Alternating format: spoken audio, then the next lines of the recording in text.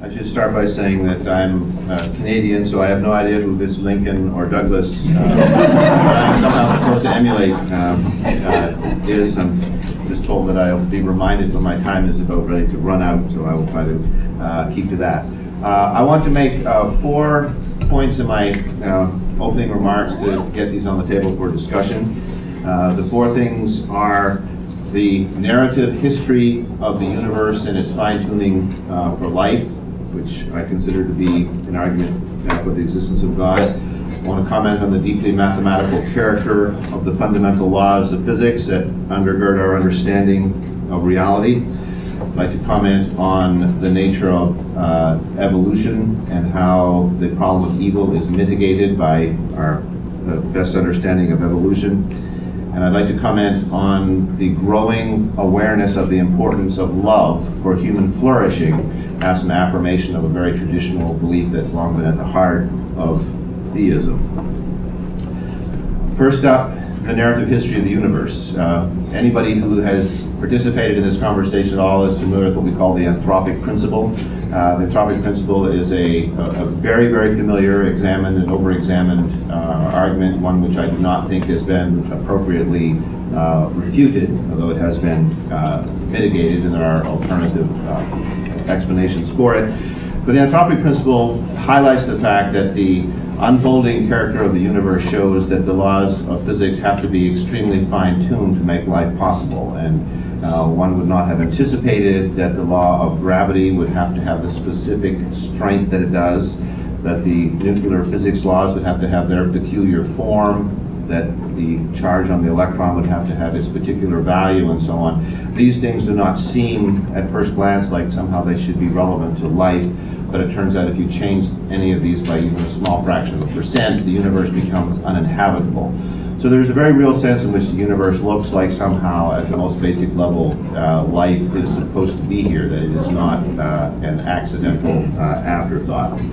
Freeman Dyson, who is no apologist for any traditional religion, put it like this, in what I think is a understated and humble affirmation of this observation. He said in his autobiography, Disturbing the Universe, "The more I examine the universe and the details of its architecture, the more evidence I find that the universe in some sense must have known that we were coming."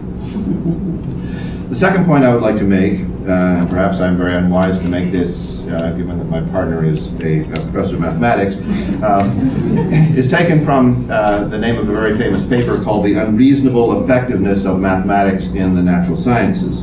There are 2 points I want to make here. In the first place, I'd like to point out that the undercarriage of the world is incredibly mathematical in ways that are astonishingly rational, in ways that suggest that the universe is more like an idea than it is like a physical thing. Second point is that our minds seem to be extraordinarily capable of fathoming the mystery of this mathematics. And somehow it appears that we are tuned in some way to this deep character of reality. Our mathematical abilities seem all out of proportion to what they need to be for us to have survived on the grasslands of Africa where we evolved. Eugene Wigner, the author of that celebrated essay, made the point in the essay of that name, that the enormous usefulness of mathematics in the natural sciences is something bordering on the mysterious, and there is no rational explanation for it. If this is true, I would like to suggest that this supports the idea that God exists. He concludes his essay by referring to this as a miracle. He said, "The miracle of the appropriateness of the language of mathematics for the formulation of the laws of physics is a wonderful gift which we neither understand nor deserve, and we should be grateful for it." The third point I would like to make is an indirect argument.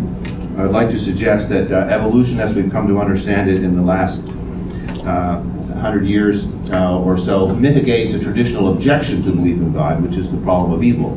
The problem of evil in nature was inexplicable for many centuries. But as we have come to understand that the process of evolution is a creative process, and that one life form often has to give way to create space for another life form, this creates a possibility for us to see that there can be a purpose to suffering and what appears to be waste and misery in the natural order. And I think this brings the idea that God is the creator more fully into the discussion of origins. Aubrey Moore in the 19th century used the very interesting phrase that evolution came in the guise of a foe, but it did the work of a friend. The final point I'd like to make relates to the centrality of love for human flourishing. A central insight of theism, and present in various ways in all of the world religions, although I'm not an expert in world religions, is that love is central to human flourishing. In the Judeo-Christian tradition, this appears hundreds of times in very different ways in the Bible. We say in a very powerful metaphor that God is love. The Apostle Paul, in a beautiful passage in his letter to the Corinthians, spoke of love being more important than speaking with the tongue of the angels. This central truth was actually challenged by the social sciences in the early 20th century, which believed that physical affection, human contact, and love were irrelevant to infants and would interfere with their flourishing. At some orphanages, in the interest of keeping the orphans healthy, children were not held, they were not loved, they were not embraced, and in fact they were kept in boxes, and their caregivers would insert their hands into the sides of the boxes with rubber gloves to change their diapers and provide food for them, because it was not perceived that love was relevant. Physically holding the children was frowned upon.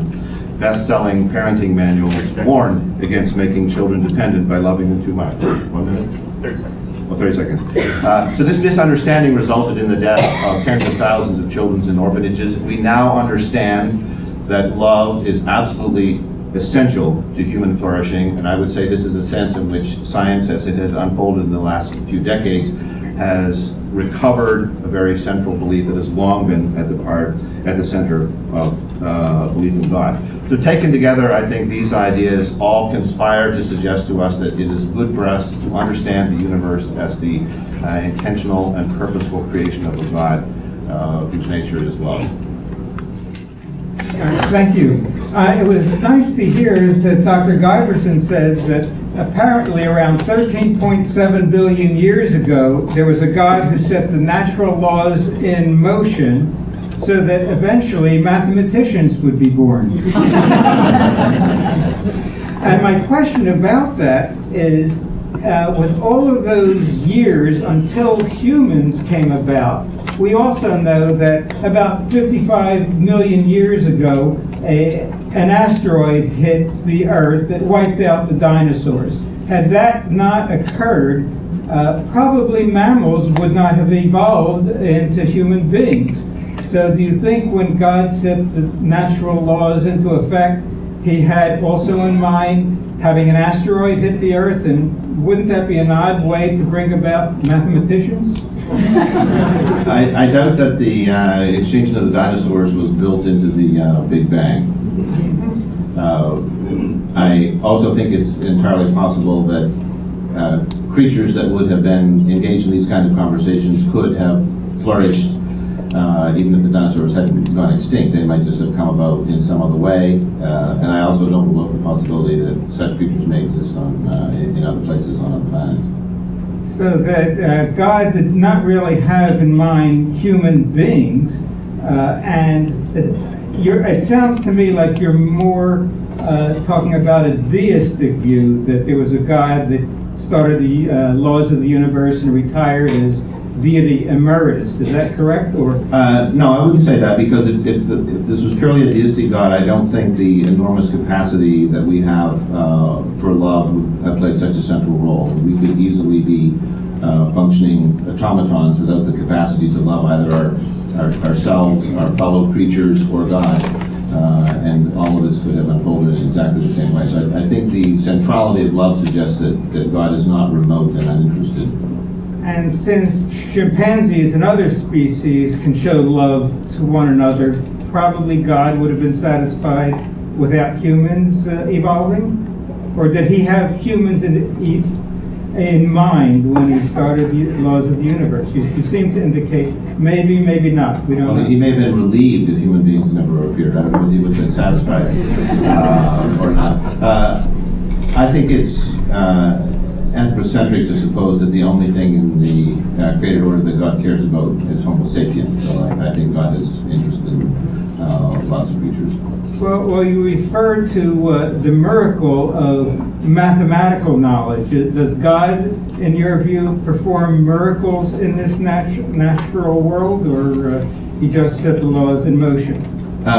Yes, God can interact with the natural order, and I think one of the accomplishments of 20th century physics was to kind of show that the universe isn't the closed mechanical system that the Enlightenment physicists thought it was, and so it becomes possible then for God to be working within the natural order, just as we are able to work freely within the natural order. Has God, in your view, performed any miracles?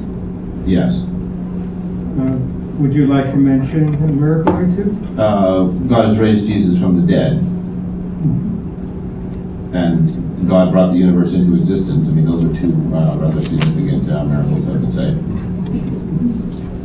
Okay, so, but some of the biblical miracles that we read about, you wouldn't say that God did those. It was just mostly the views of a Christian who felt that Jesus was resurrected. And do you have any scientific evidence for that, or is that just purely by faith?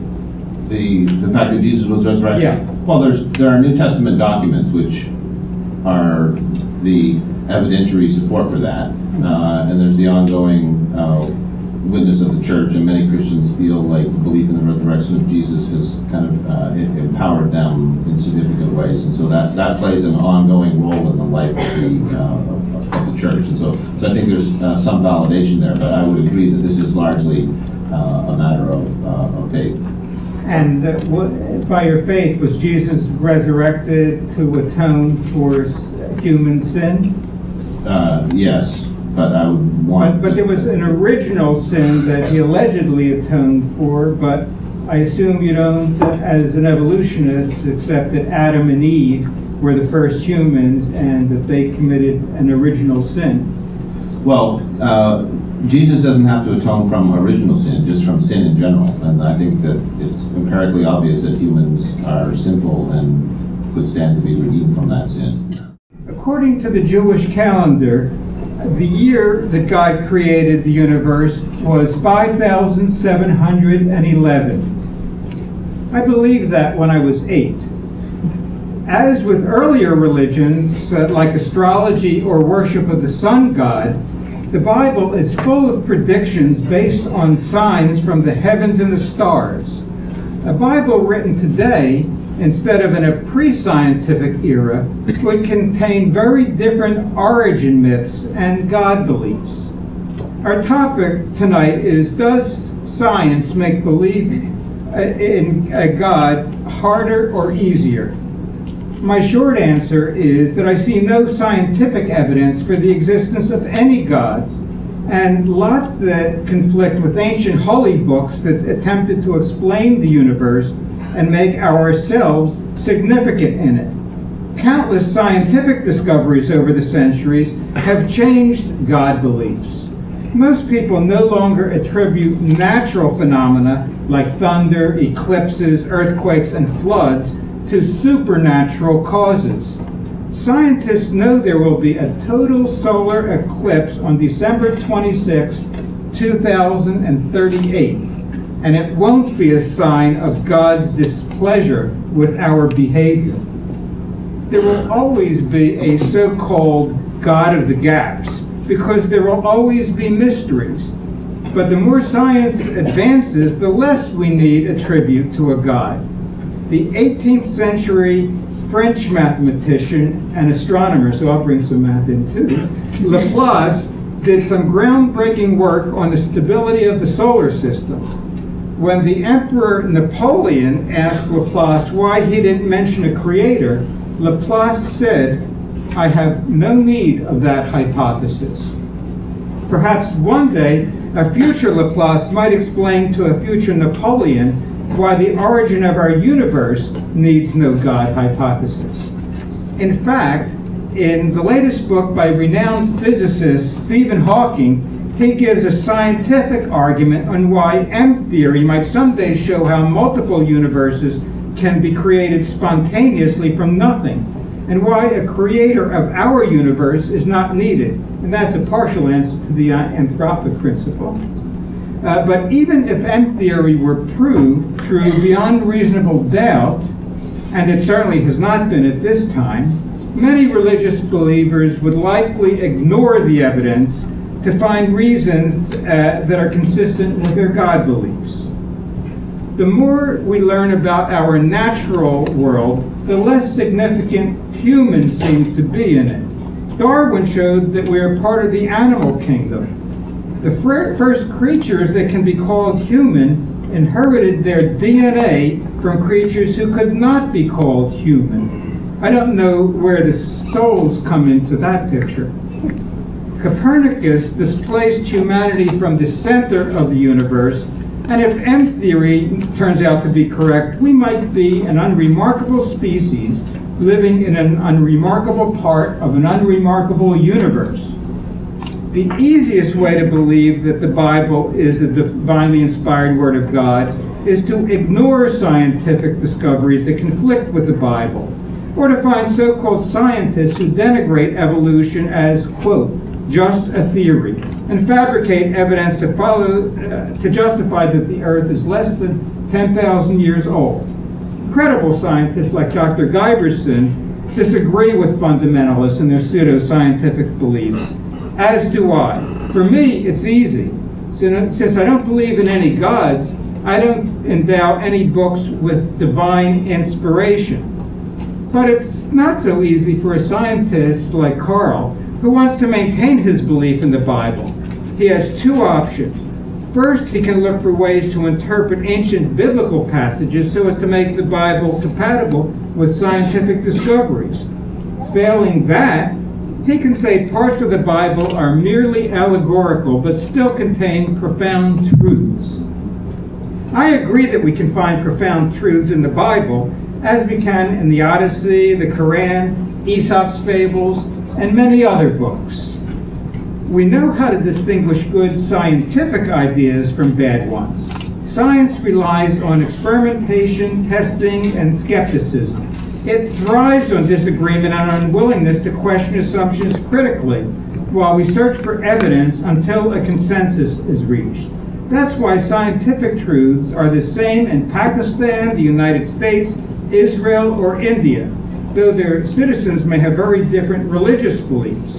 And scientists will change their views when the evidence warrants. But how can we distinguish good religious beliefs from bad ones, other than by going to war? I understand the appeal of religion. Fear of death can lead to a longing for an afterlife where we can be united forever with our loved ones in eternal bliss. Or perhaps we can come back reincarnated as a better person. But it's important to distinguish between the world as we know it and the world as we'd like it to be. Do we choose our God beliefs after careful scientific study, or after researching the world's religion and deciding on the one with the most reasonable faith? I think not. As it turns out, there's a remarkable coincidence. The overwhelming majority choose the religion of their parents. Most Asians are Buddhists. People from India are mainly Hindus. Saudi Arabians are Muslims. And here in the United States, we have mainly Christians. God belief seems to be based more on geography than on theology. With all the conflicting faith beliefs in the world, they can't all be right, but they can all be wrong. Our question is, does science make God belief harder or easier? With every major scientific discovery, there is less reason to believe in anything supernatural.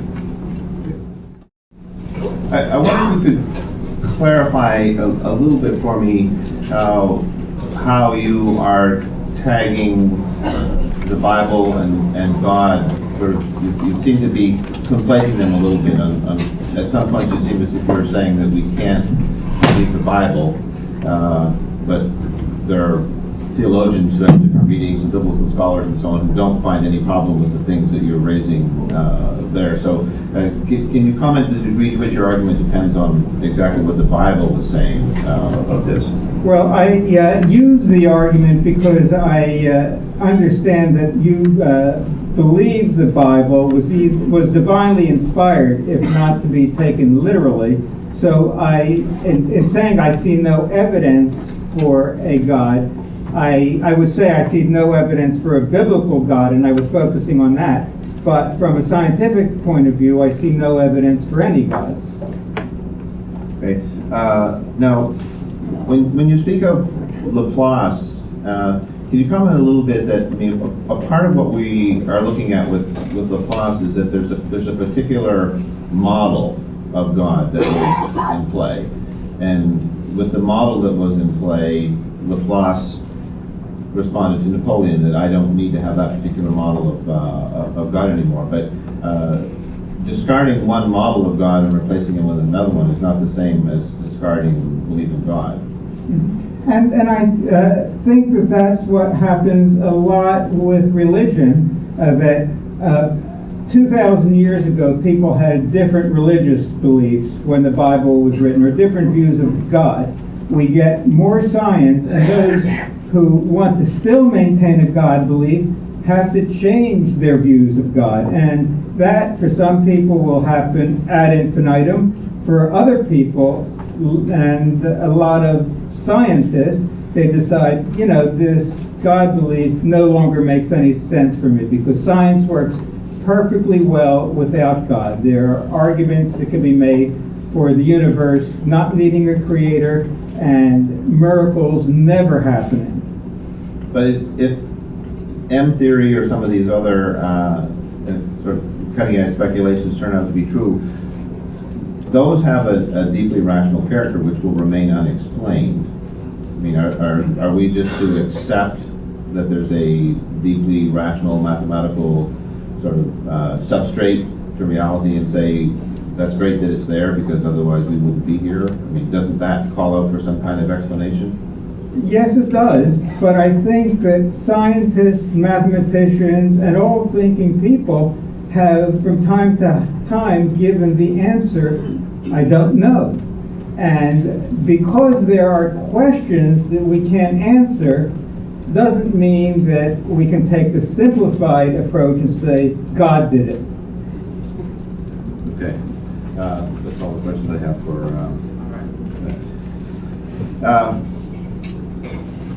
the comment that I would like to make in rebuttal to the critique of some of the biblical ideas is that I think too often we make the assumption, especially critics of religion, that religion is not allowed to change and progress the way the science is allowed to change and progress. We are all very familiar with the story of how science has repeatedly triumphed over religion. Science forced us to believe that the earth moved and wasn't stationary. Science forced us to believe that the earth was old and not young. Science forced us to believe that the universe originated in a big bang, and so on. And we can create an endless long story in which science is constantly triumphing over religion. But what's lost, what's the backstory in all that, is that all of those scientific breakthroughs are also triumphing over previous scientific understandings. When Copernicus set the earth in motion, he wasn't merely posing a challenge to those verses in the Psalms that say the earth is fixed and it can't be moved. Copernicus was challenging the Aristotelian scientific tradition, which was a secular set of Greek ideas that had animated Western Europe for some 2,000 years. So that was more an affront to the science of the day than it was to the religion of the day. And scholars who've looked at the Galileo case in detail have noted that really there's much more politics going on with Galileo getting in trouble than there was science. So when we talk about religion, I don't think it is fair to insist that religion retain understandings that go back to the first century, while science is allowed to constantly reinvent itself and discard its previous understandings and replace them with better ones. I think we have to allow that religion can advance as well.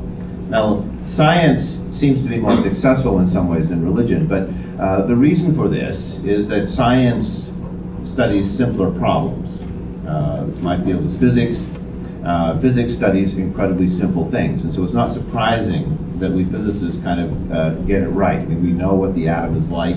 Nobody really wonders whether electrons orbit about protons in the hydrogen atom, or whether Schrödinger's equation describes what they're doing. Nobody has any doubt about that. But an awful lot of energy by a lot of bright people was spent coming to that very simple conclusion. That's a very simple problem. It seems hard because we speak in this strange language called mathematics. It's very unfamiliar.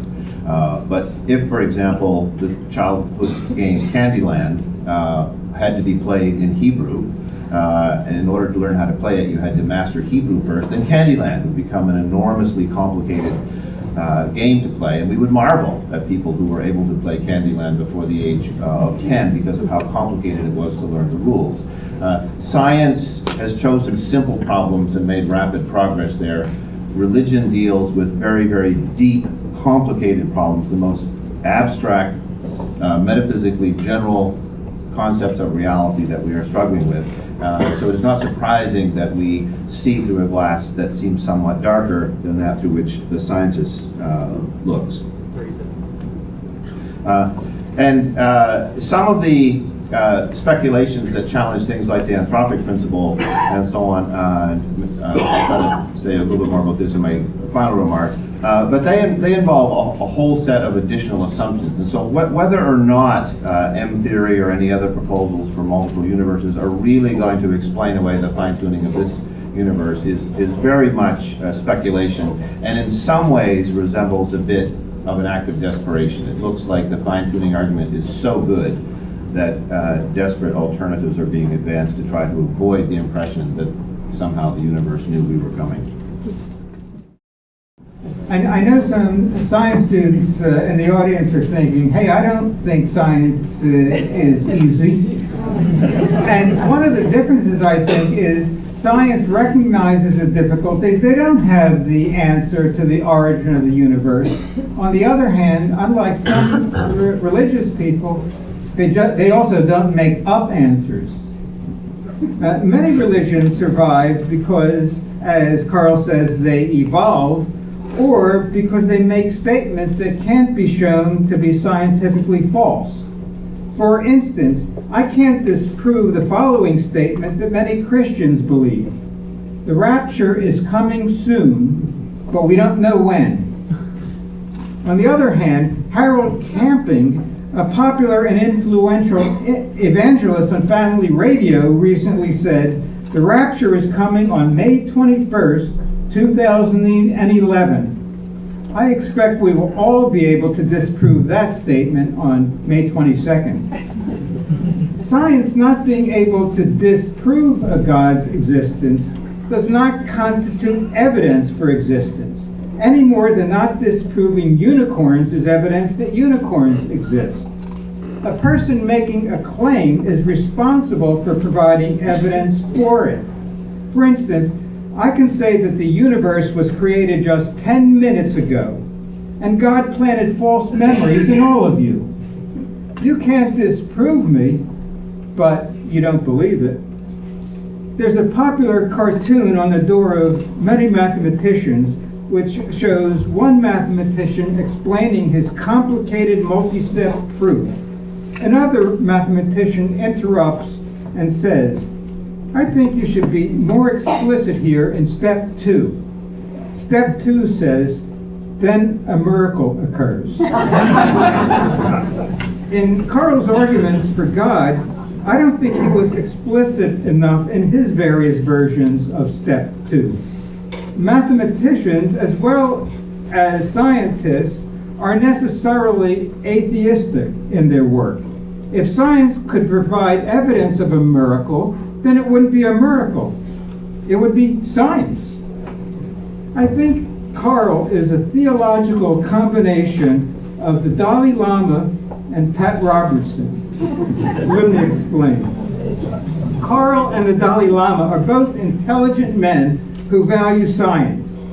The Dalai Lama said, if science proves some belief of Buddhism is wrong, then Buddhism will have to change.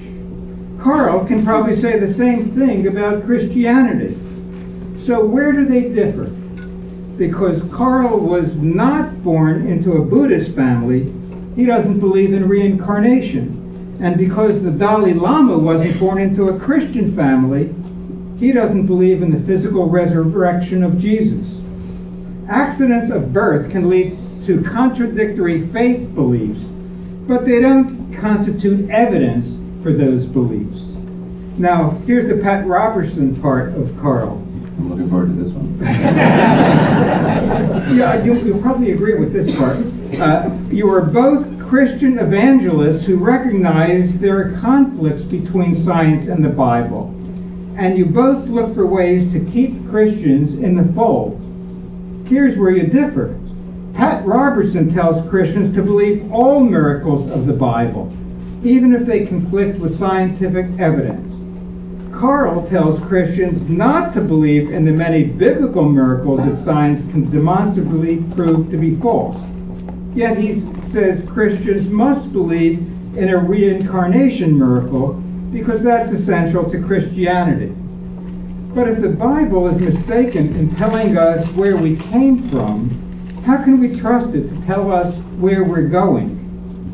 Karl's evidence for the resurrection, he says, comes from the New Testament only.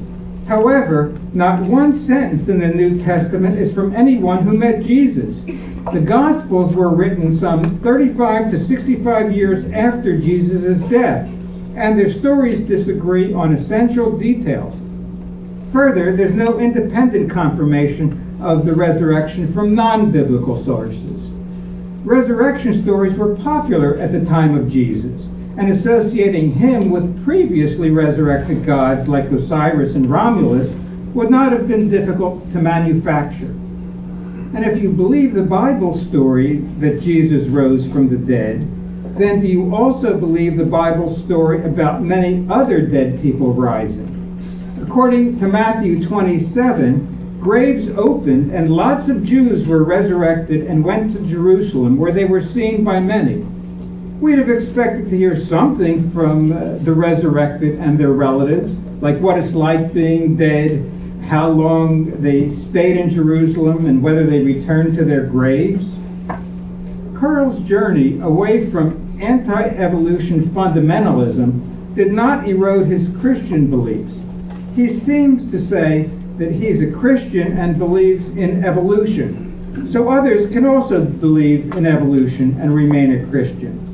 But you can believe in evolution and reincarnation, evolution and alien abduction, or evolution and astrology. There's a multitude of scientific evidence for evolution, but evidence for those other beliefs is sorely lacking. Now, I wish all Christians accepted science like Karl does, but I've heard no credible evidence from him, scientific or otherwise, for the existence of any gods.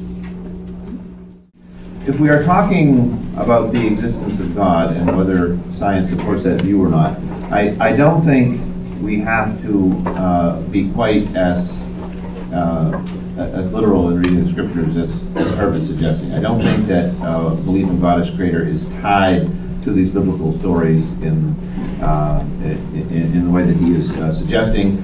And I'll point out that while I am a part of a religious tradition that interprets the Bible in certain ways, there is, for example, what we call the more liberal Protestant wing of the church, in which none of the biblical miracles would be accepted. The physical resurrection of Jesus would be seen as a mythology and so on, but yet there's a very strong belief in God that would be there. And so whether or not Jesus rose from the dead does not, physically rose from the dead, does not impact our belief in God, or there would be no such position as biblical Protestantism. I would also say that it isn't science that has done the most to reinterpret the scriptures. It's biblical scholarship, that as biblical scholars have learned ancient languages, ancient cultures, have compared the Bible to other ancient documents, that is where many of the biblical miracles have received their greatest challenge. I don't know exactly how one would disprove from a scientific point of view that Moses saw or did not see a burning bush. I just can't imagine as a scientist how we would go at that problem.